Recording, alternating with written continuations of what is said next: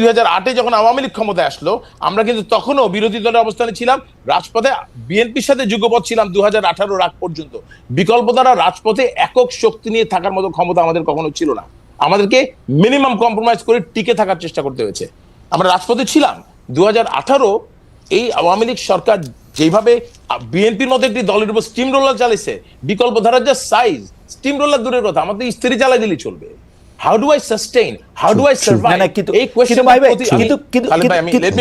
এই সাস্টেনেবিলিটির দরকারটা কি? আপনি একবার আওয়ামী লীগের সাথে মিশতেছেন, একবার বিএনপির সঙ্গে, এইটার দরকারটা কি? না, এটা let us redefine politics again. Let us redefine politics again. আমার কোন রাজনৈতিক দলের সাথে মিশতে, মাখামাখি করতে কোনো আপত্তি নাই। ভালো রাজনীতি আনতে হলে ভালো রাজনৈতিক মানুষের রাজনীতিতে আসতে হবে। পাকিস্তানের you have to understand is a politician. পাকিস্তানের রাজনীতিতে আর্মি অনেক স্ট্রং, যেই আসে আর্মি সাপোর্ট নিয়ে আসে, বাট আর্মি তো will not pick up any Tom Dick and Harry. যখন নওয়াজ শরীফ আর বেনজির ভুট্টো পপুলারিটি অনেক পড়ে যাচ্ছিল, পাকিস্তান ওয়াজ নোওয়্যার, এবং অ্যাকচুয়ালি পাকিস্তানের মতো করাপ্টেড কান্ট্রি রিয়েলাইজ দ্যাট এখানে করাপশন থামতে হবে, তখন দে সাপোর্টেড ইমরান খান। ইমরান খান প্রথম নির্বাচনে 1টা সিট পেয়েছে, তারপর 2টা নির্বাচন করেনি, তারপর 30টা পেয়েছে, তারপর উনি ক্ষমতায় আসেন। নিউ ইয়র্কের ম্যানহাটন থেকে আপনাদের সঙ্গে আছে আমি খালেদ মহিউদ্দিন। 5 আগস্ট সাবেক প্রধানমন্ত্রী শেখ হাসিনা বাংলাদেশ ছেড়ে ভারতে পালিয়ে যাওয়ার পর বাংলাদেশের রাজনীতিতে নতুন বাস্তবতা দেখে দিয়েছে।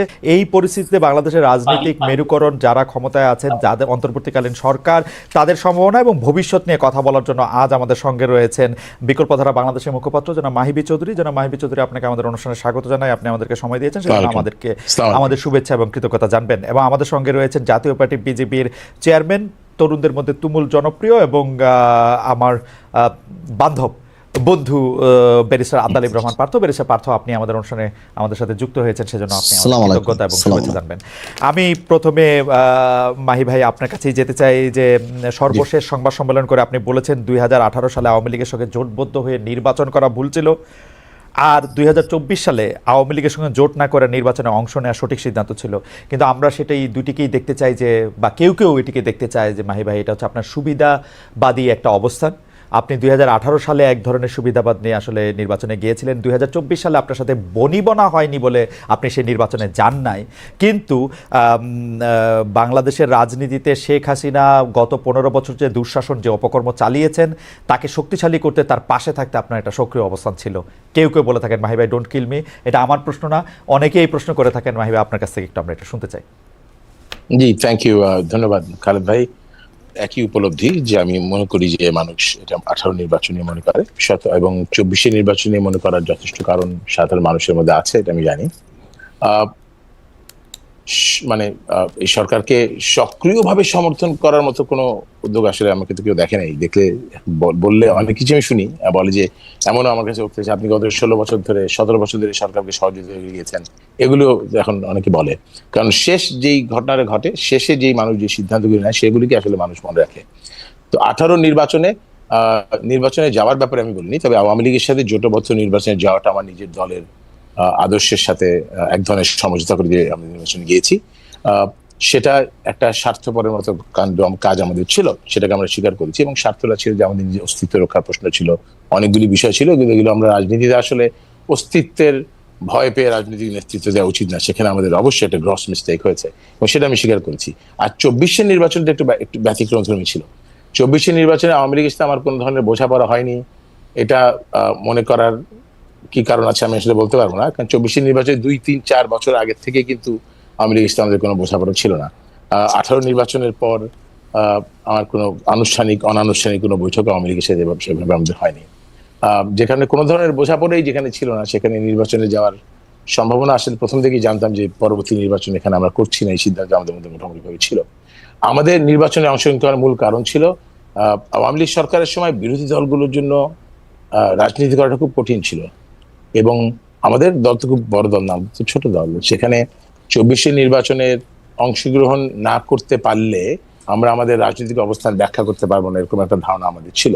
এবং যেখানে আমরা কিন্তু নির্বাচনে প্রচারণার সময় কিন্তু আমাদের পুরো আমরা যে আবার we have come back to our own philosophy, সেটা প্রকাশ করবার জন্যই কিন্তু তখন নির্বাচন করেছি। আপনি দেখবেন যে নির্বাচনের বিষয়ে কিন্তু অনেক দলের সাথে আলোচনা হয়েছে। নির্বাচনের আগে আমার রাজনৈতিক বন্ধুদের সাথে আলোচনা হয়েছে এবং সবাই আমাকে তখন বলেছে, আমি প্রথম থেকে বলেছি যে না, আমি আওয়ামী লীগের সাথে সমঝোতা নির্বাচন করবো না, তবে আমি নির্বাচন করব নির্বাচনটা না করলে আমি আমার রাজনৈতিক অবস্থার ব্যাখ্যা করতে পারবো না। সেই পদক্ষেপটুকু আমরা শুধুমাত্র 24 নির্বাচনে নিয়েছিলাম। না মাই ভাই অনেকে এইটা বলে থাকেন যে 2018 সালে আওয়ামী লীগের শাসনের বিরুদ্ধে ভোটে দাঁড়ানোর জন্য মরহুম রাষ্ট্রপতি বদরুদ্দোজা চৌধুরীর নেতৃত্বে, বদরুদ্দোজা চৌধুরী এবং ডক্টর কামাল হোসেনের নেতৃত্বে একটা প্ল্যাটফর্ম করা, সেই প্ল্যাটফর্মের মধ্যে বিএনপি সহ অন্যান্য বিরোধী দলগুলিকে আমন্ত্রণ জানানো এবং সেটাকে সবগুলিকে একটা জায়গায় নিয়ে আসার ক্ষেত্রে একটা স্বপ্ন বা একটা বাস্তবতা তৈরি হয়েছিল। কিন্তু অনেকেই এটা বলে থাকেন যে আপনি একা সেই আন্দোলনটাকে ঠেকিয়ে দিয়েছেন, বদরুদ্দোজা চৌধুরীকে সেখানে যেতে দেননি, ডক্টর কামাল হোসেনকে আপনি সিঙ্গেল আউট করেছেন, যেটা আসলে ভবিষ্যতে বিএনপির জন্য অনেক ক্ষতিকর হয়েছে। এই ব্যাপারটা নিয়ে কি কোনো একটু কিছু বলবেন ভাই? মানে আবার এগুলো তো আসলে রাজনীতিতে এক এক ধরনের বিশ্লেষণ, এক এক ধরনের ব্যাখ্যা থাকবে, আমাকে ব্যাখ্যা দিতে হবে। এখানে আসলে ডক্টর কামাল হোসেনকে সিঙ্গেল আউট করা হয়নি, ডক্টর কামাল হোসেন মানে আমাদেরকে সিঙ্গেল আউট করেছে। আমরা শেষ দিনে যখন ঐক্যফ্রন্ট ঘোষণা হয়, সেই যে মিটিংটা দেওয়া হয়েছিল, সেই মিটিং এর সময় এবং স্থান আমাদেরকে আমন্ত্রণ জানানো হয়েছিল ডক্টর কামাল হোসেন সাহেবের বাসায়।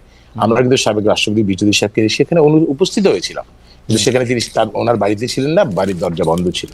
আমরা সেখানে অনেকক্ষণ অপেক্ষা করে বাসায় ফিরে এসেছি এবং সেদিনই বাসায় ফিরে আসতে আসতে আমরা শুনি যে ডক্টর কামাল হোসেনের অফিসে বসে তাদের চূড়ান্ত সিদ্ধান্ত হয়েছে এবং তারা ঐক্যফ্রন্টের ঘোষণা দিয়েছে। তাদের কামাল হোসেন সাহেবকে সিঙ্গেল আউট করার কোনো বিষয় ছিল না। আর দ্বিতীয় যদি বলেছেন যে আমি বাধা দিয়েছি বা আমি একক সিদ্ধান্ত নিয়েছি, এই বিষয়ে জনগণের এই ধরনের ধারণা থাকাটাও খুব স্বাভাবিক, কারণ আমি কিন্তু বিকল্পধারার মুখপাত্র। বিকল্পধারার যে কোনো সিদ্ধান্ত শেষ পর্যন্ত আমাকেই মুখপাত্র হিসেবে কথাগুলো বলতে হয়েছে, যার জন্য এই দোষটা আমার উপরই পড়েছে। এবং আমি আমার প্রেস কনফারেন্সে কিন্তু অন্য কোনো দিকে দোষ না দিয়ে যে ভুলগুলো হয়েছে সব সফলতার ভার সবার, কিন্তু ব্যর্থতার দায়গুলো আমি একাই গ্রহণ করেছি, কেন দলের মুখপাত্র হিসেবে আমাকেই সবসময় মিডিয়াকে ফেস করতে হচ্ছে, জনগণকে কথা বলতে হচ্ছে। Yes, I do agree. My ভাই, এই পর্যায়ে এটা আমার শেষ প্রশ্ন। আপনি বলেছেন যে আওয়ামী লীগ আমলে বিরোধী দলের রাজনীতি করা কঠিন ছিল। আপনি যেটা করেছেন বা বিকল্প ধারা যা করেছে, মানে আমি মরহুম রাষ্ট্রপতি জনাব চৌধুরীকে এর মধ্যে আনতে চাই না, আমি আপনাকেই বলতে চাই আপনি যেটা করেছেন সেটাকে কি রাজনীতি বলা যায়? অনেকে মানে বাংলাদেশের ইতিহাসে যদি কেউ এটা দাবি করে যে এটা ষড়যন্ত্র, এটা লেজুর বৃত্তি, আপনি এটা কিভাবে মানে মানে জানি না মাহি ভাই, এটা আপনি কিভাবে বলবেন? মানে যেটা আপনি করেছেন, আপনার দিয়ে আমাদের যে আশা সম্ভাবনা ছিল সেইটা কি, বা সম্ভাবনার আশার সম্ভাবনা যেভাবে বলি সেইটা আমি একটা কথা বলি, আমি আমার আপনার কাছে হয়তো আছে, বিচৌধুরী সাহেবের মৃত্যুর 3 সপ্তাহ আগে তিনি আমাদেরকে একটা 9 দফা নির্দেশনা দিয়েছেন এবং সেখানে আপনি দেখবেন যে 3 নম্বরে দর্শনের জায়গা উনি স্পষ্টভাবে বলেছেন যে স্রষ্টা এবং সৃষ্টির সাথে সংযোগ স্থাপন, নির্ভয় সত্যানুসন্ধান এবং অহংকার থেকে মুক্তি। একে উল্টোভাবে বলি, প্রথমে অহংকার থেকে মুক্তি। অতএব আমি কিন্তু সম্পূর্ণভাবে অহংকার থেকে মুক্তি অর্জনের চেষ্টা করেছি দেখেই আমি স্পষ্টভাবে আপনাকে বলতে চাই যে আমি যে সিদ্ধান্ত গ্রহণ হয়েছে দলীয়ভাবে মুখপাত্র হিসেবে তার দায়িত্ব আমি গ্রহণ করছি, এবং একইভাবে এটাও বলেছি যে এটাকে মানুষ আমাকে সুবিধাবাদী হিসেবে চিহ্নিত করেছে। আমি এটাও বলেছি এই কারণে, এই সিদ্ধান্তের কারণে আমার নেতৃত্বের প্রতি আস্থা হ্রাস পেয়েছে, দলের জনপ্রিয়তা হ্রাস পেয়েছে। তো এর চাইতে বেশি সত্য অনুসন্ধান করা হয়তো বা আরো যদি কিছু বাকি থাকে সেটা করতে আমার কোনো আপত্তি নাই, যাচ্ছে ডিফারেন্ট পয়েন্ট। কিন্তু এখানে আমি মনে করি যে কাজটা আমরা, যে সিদ্ধান্ত আমরা নিয়েছি, এটা প্রচলিত রাজনীতিতে এরকম সিদ্ধান্ত অনেক হয়েছে, কিন্তু বিকল্প ধারার স্বপ্ন দেখে এ ধরনের প্রচলিত রাজনীতির সিদ্ধান্ত গ্রহণ আমাদের একটা গ্রস মিস্টেক ছিল এবং সেটা আমরা স্বীকার করছি। মাহি ভাই, আপনাকে ধন্যবাদ। আমরা পরে যখন আবার আপনার কাছে আসবো, বিএনপির সাথে বর্তমান আপনার সম্পর্ক এবং সেইটা নিয়ে আমরা কথা বলবো, তার আগে আমরা একটু জনাব আন্দালিব রহমান পার্থের সাথে আমরা একটু কথা বলতে চাই। জনাব আন্দালিব রহমান পার্থ, আপনি একজন রাজনীতিবিদ হলেও আমি আপনাকে খুব রেট করি একজন রাজনৈতিক বিশ্লেষক হিসেবেও, যে মানে যেহেতু আপনি টক শোতে প্রচুর আপনাকে কথা বলতে হয়, অনেক প্রশ্নের জবাব দিতে হয় এবং অনেক ক্ষেত্রে আপনাকে বিভিন্ন ভবিষ্যতে কথা বলতে হয়, এবং এর অনেকগুলি, আমার স্বীকার করতে দ্বিধা নেই, অনেকগুলি মিলেও যায়। আমি এই জন্য আপনাকে একটু ফরওয়ার্ড লুকিং প্রশ্ন করতে চাই যে গত কয়েক বছর ধরে জনাব তারেক রহমানই আসলে বিএনপির হাল ধরে আছেন। বেগম খালেদা জিয়া চিকিৎসার জন্য লন্ডন গেলেন, শেখ হাসিনা জনরোষে বাংলাদেশ থেকে বিতাড়িত। রাজনীতির এই পরিবর্তনটা আপনি আসলে কিভাবে দেখছেন? নতুন নেতৃত্বে নতুন রাজনীতির সূচনা কি হতে চলেছে? বিশেষ করে 90-এর পর যদি আমরা আওয়ামী লীগ ও বিএনপির শাসনকাল যদি বিশ্লেষণ করি, সরকারে বা ক্ষমতায় এলে মানে এটা একটা, এই প্রশ্ন বারবার হচ্ছে যে তারা যে গণতান্ত্রিক থাকবেন, কর্তৃত্ববাদী হবেন না, সেরকম কি মনে হচ্ছে? মানে এই নেতৃত্বে যারা আছেন এটা তো অবশ্যই ঠিক, জনাব তারেক রহমানই আসলে 20-22 বছর ধরে অন্ততপক্ষে দলের ডেপুটির হালটি ধরে আছেন, কিন্তু মানে এই নেতৃত্বের ক্ষেত্রে কি কোনো পরিবর্তন আসছে? ব্যক্তি মানুষ না, আদর্শের, দৃষ্টিভঙ্গির আপনি কিভাবে দেখছেন? ভালো মানুষগুলি রাজনীতি থেকে দূরে সরে যায়। এই কারণে অফকোর্স একটা ভ্যাকুয়াম সৃষ্টি হয় রাজনীতিতে, কারণ 17 বছর আপনি জানেন যে কোনো রাজনীতি করতে গেলেই একটা গুম খুনের একটা ধারণা ছিল, বা মানুষ রাজনীতিবিদদের উপরে কেন জানি এমন, মানে কেন জানি বলবো না, মানুষের যথেষ্ট রিজন ছিল রাজনীতিবিদদের থেকে দূরে সরে যাওয়া। এবং বলে না যে জোকাররা যখন পার্লামেন্টে যায় তখন জোকাররা মেম্বার অফ পার্লামেন্ট হয় না, পার্লামেন্টটা সার্কাস হয়ে যায়। গত 3টা বছর তিনটা টার্ম অনেকটা এরকমই একটা অবস্থান ছিল। তো এ কারণে, আর তারেক রহমান সাহেবকে নিয়ে আপনি যে কথাটা বললেন, উনি গত 10-12-15 বছরে যেভাবে বিএনপিকে বিদেশে বসে যেভাবে নেতৃত্ব দিয়েছেন এবং নিচ থেকে ওপর পর্যন্ত, সত্যি কথা বলতে উনি আওয়ামী লীগের মাথা খারাপ করে দিয়েছেন। যে বাইরে থেকে সাংগঠনিকভাবে উনার যেই নেতৃত্ব ছিল, ন্যাচুরালি বিএনপি ভাঙতে পারেনি, বিএনপি পথচ্যুত হয়নি বা অন্যদিকে যায়নি। তো সেই ক্ষেত্রে দলের মধ্যে এবং আমি মনে করি সারা বাংলাদেশে ওনার একটা আলাদা গ্রহণযোগ্যতা আসছে। এখন বিএনপি সামনের দিকে যদি ক্ষমতায় আসে, তাহলে বিএনপি কি করবে সেটা নির্ভর করে সত্যি কথা বলতে বিএনপির সমষ্টিগতভাবে বিএনপির মানসিকতার উপরে। বিকজ আপনার ডেমোক্রেসি তো অ্যাকচুয়ালি ইজ আ মাইন্ডসেট। আপনি আপনার বিরুদ্ধের কথাকে সুযোগ দিলে ডেমোক্রেসি থাকবে, আর সুযোগ যদি আপনি না দেন তাহলে ডেমোক্রেসি থাকবে না। তো এটা সম্পূর্ণরূপে একটা মাইন্ডসেটের ব্যাপার। এখন বিএনপি যদি ওনার কর্মকাণ্ডে বা বিএনপির কর্মকাণ্ডে যদি সেই রিসিপিয়েন্ট বা ওই রিসিভিং এন্ডে থাকতে পারে বা ওই মানসিকতা থাকতে পারে, এবং এই 17 বছর এত কিছু দেখার পরে যে আপনার রাষ্ট্র পরিচালনায় ব্যর্থতা বা পতন, বা যেটা পতন বলবো না, আওয়ামী লীগের তো, যেটা আমি আপনাকে আনঅফিসিয়ালিও বলেছি যে আওয়ামী লীগ এমন একটা রাজনৈতিক দল যার বাংলাদেশে শুধু রাজনৈতিক পতন হয় না, এই সামাজিক পতনও হয়েছে। যে এই ধরনের সামাজিক পতন আগে হয়নি, বিকজ আওয়ামী লীগের অবস্থানটা, আওয়ামী লীগের অ্যাট্রসিটিটা, আওয়ামী লীগের দুর্নীতি বা সবকিছু একটা হাউস ওয়াইফের কাছে, একটা সাধারণ শিশুর কাছেও চলে গিয়েছিল, এবং এই লাস্টে যে এই গণহত্যাগুলি। তো আমি সেটাই বলবো যে এখন তো আর নির্দিষ্ট শত্রু লাগবে না আমাদের পতনের জন্য। আমরা যদি আওয়ামী লীগ থেকে শিক্ষা না নেই, আমরা যদি ডেমোক্রেসি প্র্যাকটিস না করি, তাহলে অদৃশ্য শত্রু আমাদেরকে সেটা করে দিতে পারে। তো আমার মনে হয় ভবিষ্যৎ তো আর আমি বলতে পারবো না, এটা ঈশ্বরের উপর নির্ভর করে। আর আজকে পর্যন্ত আমি আমার জায়গা থেকে বিএনপির সাথে যতখানি কথা বলেছি, যতখানি রাজনীতি করছি, আমি যথেষ্ট অ্যাকোমোডেটিভ। এবং আপনি যদি ইদানিংও দেখেন বিএনপির 31 দফা থেকে আরম্ভ করে অন্য সবকিছু, বিএনপি আমাদের সবার সাথেই কথা বলছে, সবার কাছ থেকে ড্রাফট নিচ্ছে, সবার কাছ থেকে উপদেশ নিচ্ছে, তারপর ওনারা এটা বাস্তবে আসছে। তো আমি যথেষ্ট অ্যাকোমোডেটিভ নেচার বিএনপির দেখতে পাচ্ছি। সো ইনশাল্লাহ আমি প্রোগ্রেসিভ থিঙ্কিং, আমি মনে করি আর খারাপ কি হবে, ইনশাল্লাহ ভালোই হবে। পার্থ, আমি ভবিষ্যতের জায়গা থেকে এখন শুধু বর্তমানে পাটাতনে একটু আসতে চাই। আপনি জানেন যে 24-এ ছাত্ররা রাজনীতির গতিপথ, মানে ছাত্রদের নেতৃত্বে রাজনীতির গতিপথ যেভাবে পাল্টে গেছে বা পাল্টে দিয়েছে ছাত্ররা, সেখানে আপনারা যারা 53 বছরের বাংলাদেশ রাজনীতির দ্বিতীয় বা তৃতীয় প্রজন্ম, মানে আপনাকে যদি আমি বলি, তাদের রাজনৈতিক প্রাসঙ্গিকতা বা রাজনীতিটা কি আগের মতো আর আছে? আপনারা কি নতুন করে কোনো কিছু ভাবছেন? আপনি নতুন করে কিছু ভাবছেন কিনা, মানে আমি আপনারা, এটা অনারিফিক প্লুরাল পার্থ। তো কারণ হচ্ছে যে অনেক ক্ষেত্রে আমরা এক ধরনের ক্যান্সেল কালচার দেখতে পাচ্ছি। মনে হচ্ছে যে মনে হচ্ছে যে আগের কিছু জিনিস বাতিল করেই নতুনের জন্ম হচ্ছে। সেক্ষেত্রে আপনি নিজেকে কোথায় দেখতে পান ব্যারিস্টার পার্থ? খালেদ, আপনার কথাগুলি অনেকখানি ভেঙে গিয়েছে, বাট তারপরও আমি যতখানি ধরতে পেরেছি আপনার কথাগুলি, your voice is breaking down, so but আমি তারপরও যতখানি বুঝতে পারছি। আমি আবার বলবো? আপনি, হ্যাঁ, আপনি একটু আরেকবার যদি বলেন, আবার আপনার কথা ভেঙে যাচ্ছে।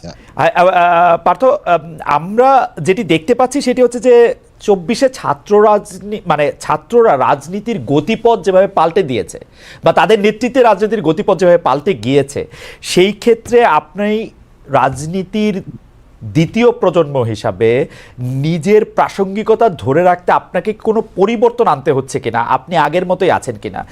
বিশেষ করে আমরা দেখতে পাচ্ছি যে একটা ক্যান্সেল কালচার আমরা স্পষ্ট দেখতে পাচ্ছি, একে বাতিল করে দেয়, একে বাদ করে দেয়, একে ক্যান্সেল করে দেওয়া, এবং সেটা আবার খুব গর্ব করে বলা। আপনি সেটাকে কিভাবে দেখেন ব্যারিস্টার পার্থ? আমি যত ধরতে পেরেছি, বিকজ আপনার কথা ভেঙে যাচ্ছিল, বাট আমি একটা কথা বলি, ছাত্ররা রাজনৈতিক পথ পরিবর্তন করেনি, রাজনীতির কালচারও পরিবর্তন করেনি।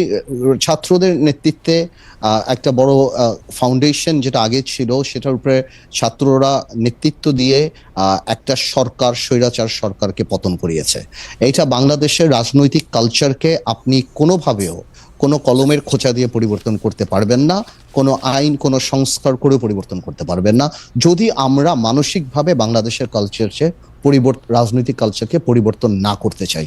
আপনি যত সংস্কার করেন, যাই করেন, যারাই ক্ষমতা আসবে তারা যদি অ্যাবিউজ করতে চায় ওনারা অ্যাবিউজ করবেন, আর মানসিকতায় যদি অ্যাবিউজ না থাকে তাহলে এই অ্যাবিউজ হবে না।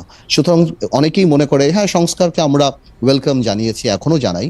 আর আপনি যদি আমাদের কথা বলার চেষ্টা করেন, আমাদের রাজনৈতিক মোটো বা আমার বাংলাদেশ জাতীয় পার্টি বিজেপিতে আমি যেই দলের চেয়ারম্যান, আমাদের মোটোটা সম্পূর্ণ ডিফারেন্ট। আমি আমার জায়গা থেকে, আমার স্বল্প পরিসরে যেখানে আমি কাজ করি, আমি এই জিনিসটাই উপলব্ধি করতে পেরেছি যে ভালো এছাড়া আর কোনো ওয়ে নাই। সুতরাং আমরা ওই ক্যাম্পেইনই করছি, যার কারণে আমরা ঢাকা বলেন, বাইরে বলেন, আমরা সমাজে সেই গ্রহণযোগ্য মানুষগুলিকে রাজনীতিতে আনার চেষ্টা করছি, যাতে আমরা আমাদের মানসিকতায় we can accommodate more intelligent and more political people than us. এটা যদি হয়, এই মানসিকতা থাকলেই আপনি বাংলাদেশকে পরিবর্তন করতে পারবেন। আদারওয়াইজ কোনো আইন করে, কোনো সংস্কার করে এগুলি লোক দেখানো হবে এবং এগুলি টিকবে না। আমরা জনাব আন্দোলিব রহমান পার্থকে শুনলাম। আমরা যখন আবার আন্দোলিব রহমান পার্থর কাছে ফিরবো, তখন তার একটা কোটেশন নিয়ে আমি একটু কথা বলতে চাইবো, তার কাছে একটু জানতে চাইবো যে আপনাকে কোট করা হয়েছে বা আমি কোট করছি এরকম যে আমাদের দেশে ভালো মানুষ লাগবে, ভালো মানুষ ভালো হলে সব ঠিক হয়ে যাবে। এই ব্যাপারটার ক্ষেত্রে আপনার মানে এখন এইটার একটু ইলাবোরেশন আমরা একটু চাইবো যে আপনি মানুষ ভালো বলতে সিস্টেম পুরা একটা তাত্ত্বিকভাবে বা কোনভাবে আসলে মানুষকে ভালো হতে বলছেন এবং সে ভালো হওয়াটা আসলে কিভাবে সম্ভব।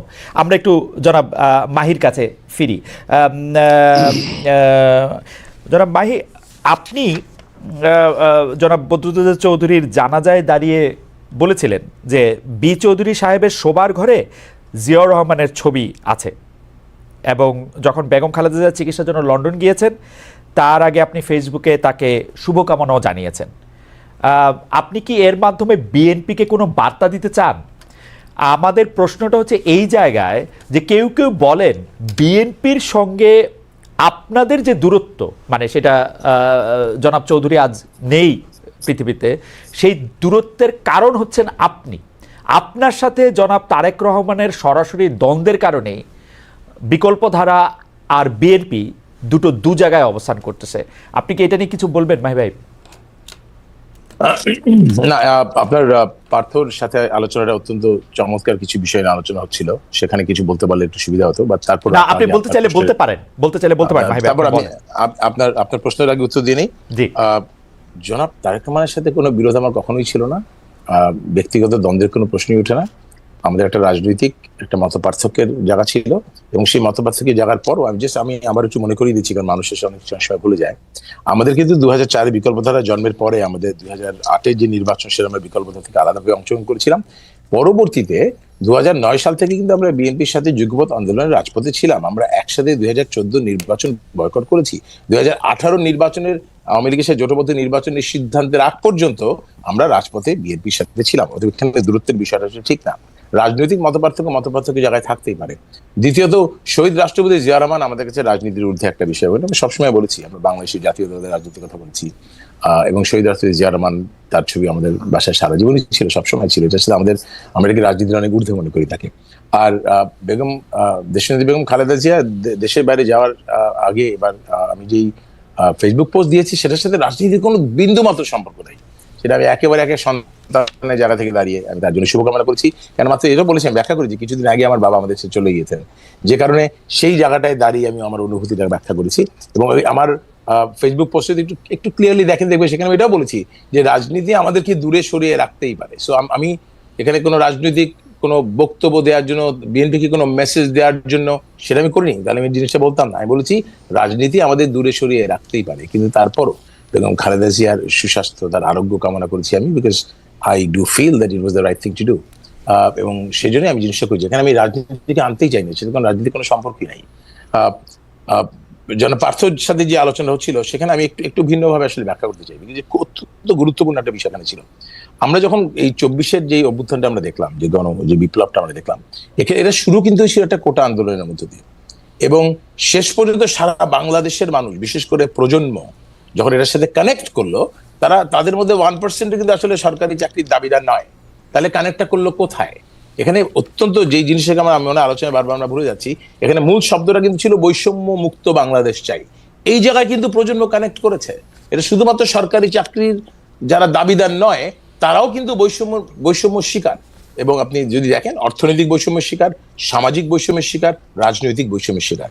তো আমি এটা এভাবে দেখি যে প্রজন্মের যে আকাঙ্ক্ষা, প্রজন্মের যে চাহিদা, চেতনা শব্দটা আমার কাছে খুব ভয় লাগে, বিকজ আমরা চেতনাকে এত বেশি একাডেমিক করে ফেলেছি যে আপনি রাষ্ট্রবিজ্ঞানে পিএইচডি না হলে চেতনা নিয়ে আলোচনা করা যায় না। সবকিছু 71-এর চেতনা নিয়ে এত কঠিন কঠিন বই টই লিখে ঠিক আমরা সাধারণ মানুষকে আর চেতনার সাথে কানেক্ট করতে পারি না।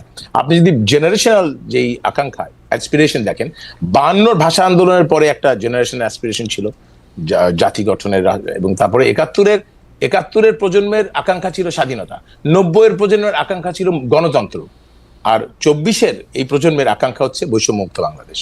এই বৈষম্য কিন্তু শুধুমাত্র সরকারি কোটার চাকরির বৈষম্য মুক্ত নয়, এখানে কিন্তু সামাজিক বৈষম্যের বিষয় রয়েছে, অনেক সিরিয়াস ম্যাটার যেখানে রয়েছে সামাজিক বৈষম্যে। আপনার অর্থনৈতিক বৈষম্যের বিষয় রয়েছে, রাজনৈতিক বৈষম্যের বিষয় রয়েছে, রাজনৈতিক নেতৃত্বে এই যে এখন ইদানিং কয়েকদিন ধরে শুনছি যে এই যে আপনার রাজনীতির মধ্যে আমাদের যেই কোটামুক্ত রাজনীতির কথা বলা যায়, পরিবারতন্ত্র, এখানে এখন পরিবারতন্ত্র বলে আমরা শুধুমাত্র বড় দুটো দলকে আমরা সবসময় অঙ্গুলি নির্দেশ করি, সেটা সঠিক নয়। পরিবারতন্ত্র আমি জানি বিএনপি আওয়ামী লীগের মধ্যে পরিবারতন্ত্র আছে, কিন্তু পরিবারতন্ত্র আমাদের মধ্যে নেই, আমাদের মধ্যে আছে। বিভিন্ন এলাকায় বিভিন্ন যে কোনো জায়গায় সংসদ সদস্যগুলো, অনেক সংসদ মারা গেলে তার সাথে সাথে হয় তার স্ত্রী, নাইলে তার সন্তান এমপি হয়ে যাচ্ছে। তো অতএব এই পরিবারতন্ত্রের দায়টা আমরা গিয়ে শেষ পর্যন্ত দুটো দলকে দিতে পারি, দুটো পরিবারকে দিতে পারি, এদের দায় কিন্তু আমাদের আসলে অনেকেরই আছে। এবং এই জায়গাটায় আমার মনে হয় প্রজন্ম এই যে একটা বৈষম্যের শিকার হয়েছে, ছোট করার জন্য সবার জন্য সমান সুযোগ নাই। আবার আপনি যদি সামাজিক বৈষম্য দেখেন, প্লিজ না সরি মাহি ভাই, আপনি একটু কি বলবেন যে আপনারা মাহি ভাই এখন কি শুনতে পাচ্ছেন আমাকে? জি পাচ্ছি।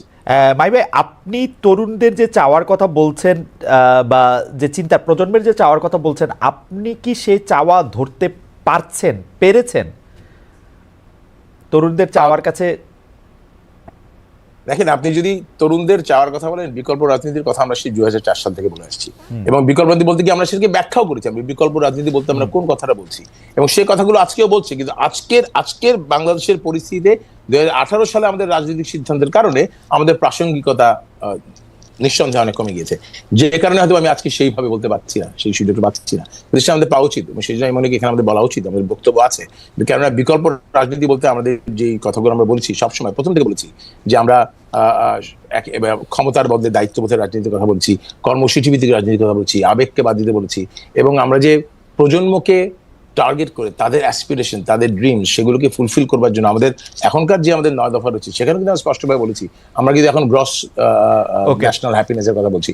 অতএব প্রজন্মের সাথে কানেক্ট করার চেষ্টা আমরা করছি, সেই চেষ্টা আমাদেরকে করতে হবে, এবং এই চেষ্টাটা যারা করতে পারবে না, তারা যেই হোক, আমার মনে হয় তাদেরকে প্রাসঙ্গিকতা হারাতেই হবে। আমি এই প্রশ্নটা একটু কানেক্ট করতে চাই, মাহি ভাই আপনাকে ধন্যবাদ। একটু কানেক্ট করতে চাই বেরেশা পার্থ আপনার সঙ্গে। বেরেশা পার্থ, আপনি বলেছেন যে মানুষ ভালো হলে সব ঠিক হয়ে যাবে। এই মানুষ ভালো হওয়াটা যদি একটা জার্নি হয়, আমরা আসলে এখন কোন জায়গায় আছি? মানুষ ভালো বলতে আপনি আসলে ব্যাপারটা কি বোঝাতে চেয়েছেন, কোনটা ভালো এবং কোনটা এই মুহূর্তে পরিবর্তন করা দরকার, এবং আপনি কানেক্ট করার প্রশ্নে শুনেছেন। এবং একটা জনপ্রিয় প্রশ্ন আপনি যখন আসবেন তখন থেকে বারবার বলা হচ্ছে, সেটার মধ্যে আমাকেও কিছুটা ইঙ্গিত করা আছে, আমার ইঙ্গিত আমি পরে বলতেছি। সেটা হচ্ছে যে আপনি একসময় চিহ্নিত করেছিলেন যে বাংলাদেশের অর্থনীতির দরবেশকে, এখন নতুন কোনো দরবেশ আপনি দেখতে পান কিনা। আমাকে প্রশ্ন করা হয়েছে, খালেদ ভাই, you are working at Independent Television, what's your opinion about Darbesh, who was your boss? Salman F Rahman was never been my boss. উনি উনি উনি উনি উনি একটা টেলিভিশনে কিছু বিনিয়োগ করেছিলেন, যে টেলিভিশনে আমি কাজ করতাম, এবং আমার ওপিনিয়ন আমি একটু দর্শকদের উদ্দেশ্যে বলে রাখি যে আমি তাকে অনেকবার ইন্টারভিউ করেছি, সেখানে হয়তো কিছুটা বোঝা যাবে। জনাব আন্দালিব রহমান পার্থ, আপনার কাছে প্রশ্ন, মানুষ ভালো হওয়ার কোন জায়গাটার মধ্যে? দেখুন, ভালো মানুষ তো একটা অনেক বড় রিলেটিভ টার্ম। ভালো মানুষ মানে যোগ্য মানুষ, যিনি অনুধাবন করবেন এবং যে দেশের জন্য আমার কাজ করতে হবে, এবং যিনি বিশ্বাস করবেন যে এইটা আল্লাহ প্রদত্ত, মানে আমি যেটা মনে করি আমার কাছে যেটা, যে এটা আল্লাহ প্রদত্ত একটা দায়িত্ব, যেটা আপনি এই আমানতটা কোনোভাবে খেয়ানত করবেন না, এবং অ্যাট দ্য সেম টাইম আপনার সেই যোগ্যতাও থাকতে হবে এবং কোয়ালিফিকেশনও থাকতে হবে। এখন ভালো মানুষদের গত 17-18 বছরে রাজনীতিতে না আসার যেরকম একটা ফিল্ড বানানো হয়েছে, তো আমি কাউকে ছোট করব না, যদিও লেখাপড়া সবকিছুই না, বাট তারপরও আমি এক উদাহরণ দিয়ে দেখি। এখন যখন আপনি ইংল্যান্ডে বা আমেরিকাতে কারা আসে অক্সফোর্ড, কেমব্রিজ, হার্ভার্ড থেকে, আর আমাদের এখানকার লোকাল পলিটিক্স এর ব্যাকগ্রাউন্ডটা কোথা থেকে আসে? সো আপনি যদি এই গ্লোবাল এই গ্লোবালাইজেশনের সময় পৃথিবীর বুকে বাংলাদেশকে সেভাবে শক্ত করে দাঁড়াতে চান, ওই লেভেলের মানুষদের তো পলিটিক্স আসতে হবে, পার্লামেন্টে আসতে হবে বড় করার জন্য। আজ থেকে 30-40-50 বছর আগে কারা রাজনীতি করতো, কোন লেভেলের লোক রাজনীতি করতো, আর এখন আজকে কারা বাংলাদেশে রাজনীতি করতে ইচ্ছুক, কারা মেম্বার অফ পার্লামেন্ট হতে ইচ্ছুক? আপনি যদি পার্লামেন্টেও দেখেন, আপনি যদি মন্ত্রণালয়, সব জায়গায় যদি দেখেন। তো আমি কোনি এই লোকগুলি, বিএনপি বলেন বা অন্য কেউ বলুক, আমাদেরকে ওই জায়গাটা করে দিতে হবে যে এই যোগ্য ভালো মানুষরা আবার আমাদের মতো এরকম এত পলিটিক্যাল হয় না। সো ওনাদের সবকিছুই আমাদেরকে ব্যালেন্স করে একটা জায়গা ক্রিয়েট করে দিতে হবে, তারা আসতে পারে, যাতে যখন আসতে পারে তাহলে ন্যাচারালি দেশ ভালো কিছু পাবে। আপনি দেখেন বিজনেস কমিউনিটি কত এগিয়ে যাচ্ছে, সেকেন্ড জেনারেশন বিদেশ থেকে লেখাপড়া করে সে ছেলেপেলেরা গার্মেন্টস থেকে আরম্ভ করে অন্য কিছু ইন্টারন্যাশনাল স্ট্যান্ডার্ডে আমাদের কাজ হয়ে যাচ্ছে। সেই তুলনা আমাদের পলিটিক্সটা কিন্তু ওই ডেল্টাটা অনেক বেশি, পলিটিক্সটা প্রতিদিন নিচের দিকেই চলে যাচ্ছে, এবং গত পার্লামেন্টে দেখছেন, এর আগের পার্লামেন্টে দেখছেন, এবং আর আমি শুধু বলছি না যে খালি এর আমলে, 90 আগে থেকেই স্টার্ট হয়েছে জিনিসটা। বাট এই জিনিসটাকে কারো বোঝা উচিত যে যেমন ভোট চুরি করেই যদি নির্বাচনে আসতে হতো আওয়ামী লীগের, তাহলে আওয়ামী লীগ 50টা ভালো মানুষই দিত, 25টা পিএইচডি শিক্ষিত মানুষকে দিত, যাদের এক্সপার্টিস ছিল তাদেরকে দিত। না, কিন্তু জনাব পার্থ, আপনার কাছে কি মনে হয় না আওয়ামী লীগ তো আমাদেরকে 2-3টা পিএইচডি উপহার দিয়েছিল? এর 2-1জন, এখন একজন জেলে আছেন, একজন, যে দুজনের কথা আমি মনে করছি, একজন জেলে আছেন, একজন বেলজিয়ামে আছেন। ওগুলি ওই সব পিএইচডি গুলি তো অন্যদের চেয়ে আরো অনেক বেশি পরিমাণে খারাপ ছিল। মানে না, আমি এই জন্যই প্রথমে বলে নিয়েছি যে লেখাপড়াই সবকিছু না। আমি এই জন্য কিন্তু ডিসক্লেইমার দিয়ে দিয়েছি যে লেখাপড়াই সবকিছু না, বাট সবকিছু মিলিয়ে ভালো সমাজে গ্রহণযোগ্য পারসেপশন যাদের, ভালো এক্সপার্টিস যাদের আছে, এই ধরনের মানুষকে, ভালো মানুষকে না, ভালো না কি খারাপ এটা তো আল্লাহ তাআলাই জানে, বাট আমরা যতখানি পারসেপশনে বুঝি এই কারণে। আর আপনি একটু পারমিশন দিলে মাহি ভাই কিছু মনে না করলে আমি একটু মাহি ভাইয়ের ব্যাপারে একটু কথা বলতে পারি? শিওর, মাহি ভাই তো নিশ্চয়ই। মাহি ভাই দু একটা কথা আসলে এত সহজ সরল, মানে আমার হৃদয় ছুঁয়ে যায়। আমার এই জিনিসটা, যেমন মাহি ভাই স্ট্যাটাসটা নিয়ে বললো এটা ব্যক্তিগত। মাহি ভাই, আপনি রাজনীতি আমার চেয়ে সিনিয়র। মাহি ভাই, রাজনীতিতে আপনার ব্যক্তিগত জিনিস পাবলিকেশন হয় না, পাবলিকেশন যা হয় সেটা পাবলিক, ব্যক্তিগত জিনিস ব্যক্তিগত। আপনি যখনই দেশনেত্রী খালেদা জিয়ার অসুস্থতার ব্যাপারে আপনি স্ট্যাটাস দিবেন, দ্যাট ইজ পাবলিক, অ্যান্ড মানুষ এটাকে তখন মনে করবে এটার মধ্যে পলিটিক্স আছে, এটার মধ্যে অন্য কিছু আছে। যদি না হয়তো এত অসুস্থ ছিল যখন খালেদা জিয়া বা দেশনেত্রী এবং খালেদা জিয়া, ততক্ষণ যখন আপনি স্ট্যাটাস দিয়েছেন কিনা, হঠাৎ এখন আপনি স্ট্যাটাস দিচ্ছেন কিনা, সেগুলি কিন্তু আপনার ক্রিটিকরা সবাই যাচ করবে। আপনি কোনোভাবেও আপনি এই ডিফেন্সটা দিতে পারবেন না। সম্পূর্ণ আমি বলছি যে এটা ব্যক্তিগত হলে এটা আপনার অফিসিয়াল ফেসবুকে আসছে। মানে আমি কোনো ডিফেন্স আমি বলছি number 1 that's what I am saying. Mahi ভাই, আপনি বলেন, পার্থ শেষ করুক, আপনি বলেন। আমি ডিফেন্সের কথা বলছি, আমি বলছি যে আপনি খুবই, আমি শিওর আপনি খুবই ব্যক্তিগতভাবে টাচড হয়ে, যেমন you lost your father few days back, আপনি স্ট্যাটাস দিয়েছেন, এবং আমি এটা বিশ্বাস করি, আমি নোয়িং ইউ, আমি আপনাকে বিশ্বাস করি যে আপনি একদমই সহজ সরলভাবে এটা দিয়েছেন, কিন্তু পাবলিক পারসেপশনটা কিন্তু আলাদাভাবে যায়, যখনই আপনি পাবলিক ডোমেনে বলেন। আরেকটা কথা আপনি বারবার বলেছেন যে আপনি বিকল্প ধারার মুখপাত্র, এইটাতেও আমার মনে হয় যে মুখপাত্র ছাড়াও কিন্তু মাহিবা আপনি বিকল্প ধারার one of the major decision making বডির একটা প্রমিনেন্ট মানুষ। তো সুতরাং আপনাকে যখন মূল্যায়ন করা হয়, শুধুমাত্র মুখপাত্র হিসেবে মূল্যায়ন করা হয় না, যে কোনো কারণেই, হয়তো আপনাদের পলিটিক্যাল সিদ্ধান্ত, অফকোর্স বি চৌধুরী সাহেব অনেক বড় রাজনীতিবিদ ছিলেন, আপনাদের পলিটিক্যাল সিদ্ধান্ত আপনাদের, কিন্তু শুধু মুখপাত্র যদি আপনি বলেন তাহলে আপনি আপনার উপর ইনজাস্টিস করবেন, কারণ অফকোর্স আপনি ডিসিশন মেকিং প্রসেসে অনেক প্রিডমিনেন্ট রোলও আপনি প্লে করেন বিকল্প ধারায়। তো Okay, এইটা তো absolutely. এটা তো শুধুমাত্র মুখপাত্র ব্যারিস্টার পার্থ, বলাটা আমার আপনার মনে হয়- অনুমতি নিয়ে আমরা একটু মাহি ভাইকে 1 মিনিট একটু শুনতে চাই যে মাহি ভাই, হ্যাঁ, of course. মাহি ভাই, পার্থ বোধহয় এইটা আপনি শুনেছেন, আপনি যদি একটু বলেন, আমার আর প্রশ্ন করা না না, আমি নাম্বার ওয়ান, আমি কিন্তু কোনোভাবেই I was not defensive even for a second. আমি আমার হ্যাঁ, না। অবস্থান ব্যাখ্যা করেছি, আমি কোনো ডিফেন্সিভ হই নাই। আমি যেটা বলেছি, আমার স্ট্যাটাসে কোনো রাজনীতি, আমি কোনো রাজনৈতিক কারণে স্ট্যাটাস দেইনি। আমি এটা বলছি না যে আমার বক্তব্যটা রাজনীতিভাবে গ্রহণ করা হবে না। আমি একজন রাজনীতিবিদ, আরেকজন Exactly. রাজনীতিবিদ সম্পর্কে এবং যাদের সাথে আমাদের একটা মতপার্থক্য রয়েছে, একটু Exactly. দূরত্ব সৃষ্টি হয়েছে, তাদের ব্যাপারে একটা যখন আমি আমার, কিন্তু আমি এটা কোনো রাজনীতি করার উদ্দেশ্যে দেই নাই। এটা হচ্ছে নাম্বার ওয়ান। নাম্বার কিন্তু টু, এটা রাজনীতি হয়ে গেছে আর কি। হতে পারে রাজনীতি, বাট এখানে মনে হয় Partha, with all respect, you know I love you. প্রথম থেকে আমি বলেছি যে রাজনীতির পার্থক্য যেখানে থাকুক, আমি কিন্তু পার্থর সাফল্য কামনা করি। আমি সবসময় সেটা দেখতে চাই, আমরা একই জায়গায় না থাকলেও দেখতে চাই, এবং আমি এই জেনারেশন, আমি সবসময় সেটা আশা করি। কিন্তু আমি যেটা মনে করি, এই জেনারেশনের প্রত্যাশার কথা যদি আজকে বলা হয়, আমি বারবার বলছি, I think we need to redefine politics.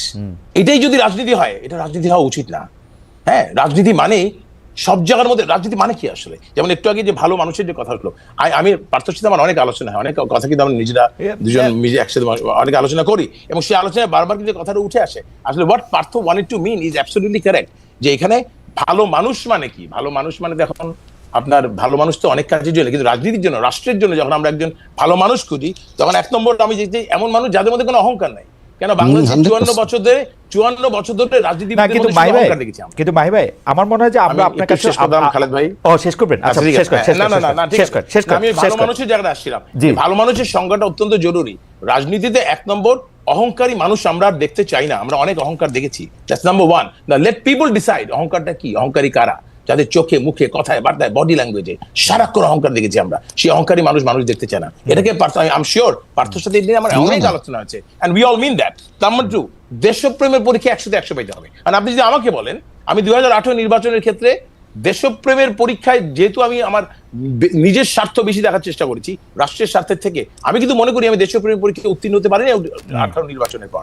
এবং আমি বারবার বলছি, একটা জায়গায় আমি দাঁড়িয়ে আছি, আই এম নট কনসার্ন যে আমার কনসিকুয়েন্সেস কি হবে একটা বক্তব্য দেওয়ার জন্য, কিন্তু আমি আমার বাবার দেয়া যে আমাদের কাছে যে নির্দেশনা, বিশেষ করে আমার কাছে, যে অহংকার থেকে মুক্তি হতে হবে, এই যে আমি অহংকার থেকে মুক্ত হওয়ার চেষ্টা করছি, এবং এই জন্য আমি বলেছি যে সত্য অনুসন্ধানে আমি কোনোভাবেই পিছ পাবো না। যেটা সত্য, যেটা ভুল, আমি সেটাকে বলবো। এটাকে বলার পর আমার কনসিকুয়েন্সেস কি হবে, মানুষ এটাকে কিভাবে নিবে, do I not care, I do care, কিন্তু আমার তারপর কিছু করার নেই, আমাকে সত্য উপস্থাপন করতে হবে। তার মানে 3 নম্বরে, দক্ষতা থাকতে হবে।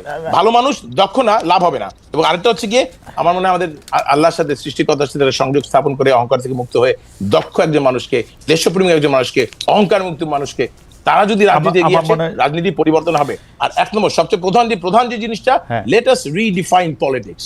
রাজনীতিটাকে একটু রিডিফাইন হওয়া উচিত। আচ্ছা, অহংকার না থাকাটা নিয়ে আপনি একদম স্পষ্ট করে বলেছেন। আমি একটু ব্যারিস্টার পার্থের কাছে ফিরে যেতে চাই, কিন্তু আমি প্রশ্নটা করে যেতে চাই, আপনি যদি দেশপ্রেমের জায়গায় আপনি নিজেই নিজেকে নম্বর দিচ্ছেন যে এটা আসলে খুব বেশি দেশপ্রেমের পরিচয় আমরা দেখতে পাই নাই, আমরা সেই জায়গায় যেতে চাই নাই, কারণ হচ্ছে যে আপনি যদি নিজেই বলেন যে আপনি আসলে দেশপ্রেমের পরীক্ষায় শেষে উত্তীর্ণ হন নাই, তাহলে এটা নিয়ে আর কিছু বলার থাকে না।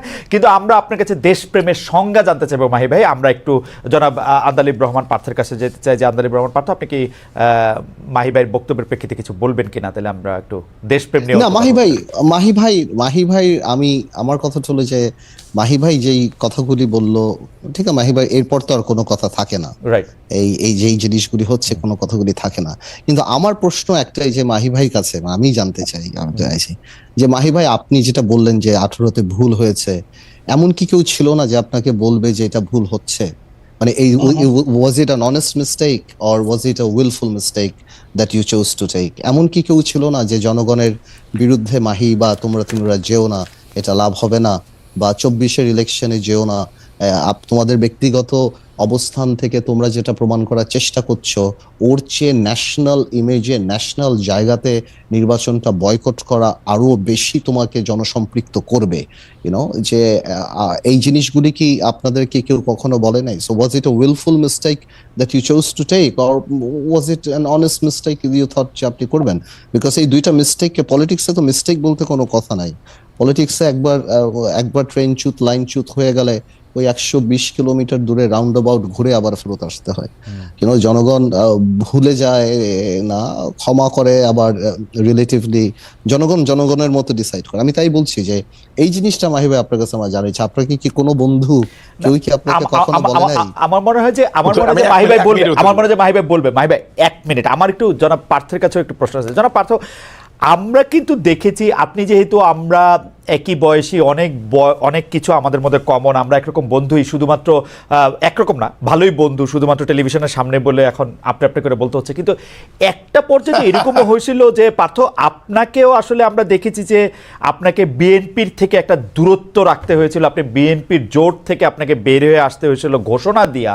তো সেই সময় কি অনেকে আপনাকে বলে নাই যে এই সময় আইসে আপনি যে, যদি আপনি ঠিকও হন, আপনি এখন আপনার বাইরে হয়ে আসাটা বিএনপিকে দুর্বল করবে, বেগম খালেদা জিয়ার হাতকে দুর্বল করবে, ওই ব্যাপারটাকে তখন আপনি আসলে কিভাবে দেখছেন?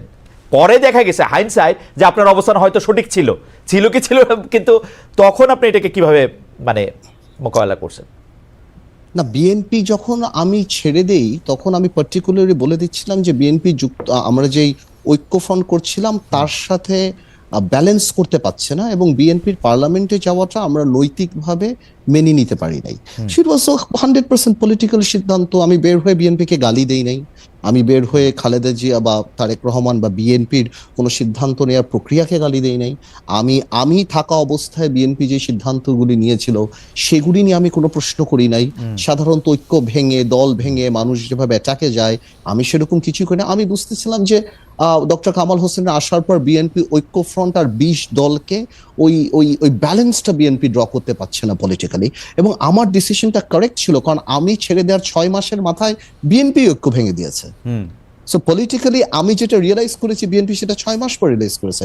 এমন তো হয় নাই যে আমি বিএনপি ছাড়ার পর আমি বিএনপি গালিগালাজ করেছি বা আমি এটা বলেছি। আমি বলেছি যে বিএনপি এখন এই ঐক্যকে এবং ঐক্য ফ্রন্টকে এবং 20 দলীয় জোটকে কোনোভাবেই ব্যালেন্স করতে পারছে না, এবং সেই কারণে আমি মনে করি আমরা দল গোছানোতে মনোনিবেশ করতে চাচ্ছিলাম, এবং একটা অনেক বড় দলের সাথে থেকে দল গোছানোটা অনেক মুশকিল হয়ে যায়, সেই জন্য আমি বেরিয়ে গেছিলাম। এবং বিএনপি যে পার্লামেন্টে যাওয়াটা, ওইটা তো হঠাৎ করে অ্যাব্রাপ্টলি আমরা জানতে পারি, উই আর নট প্রিপেয়ার্ড। এত বড় একটা রাজনৈতিক ভোট চুরির পরে হঠাৎ করে বিএনপি যে সিদ্ধান্তটা নিয়েছে সেটা আমাদের সাথে বিএনপির অনেকের কথা হয়নি, এই জন্য আমরা মনে করেছিলাম যে জনগণের ইচ্ছা প্রতিফলন হবে না। এটা বিএনপির মধ্যে অনেকে বলেছে যে আমরা এটার সাথে একমত না, এটা সম্পূর্ণ একটা রাজনৈতিক সিদ্ধান্ত ছিল।